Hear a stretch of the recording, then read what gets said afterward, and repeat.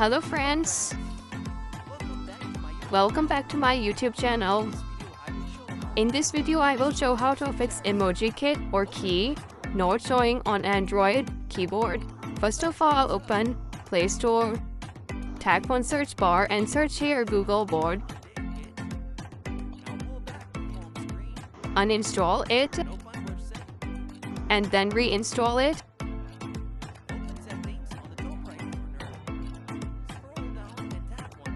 Now go back. Second option, you can also restart your phone if your problem not solved.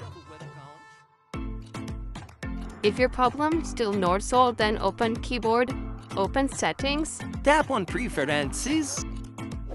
Enable it. As you can see, emoji button is showing on keyboard. Thanks for watching.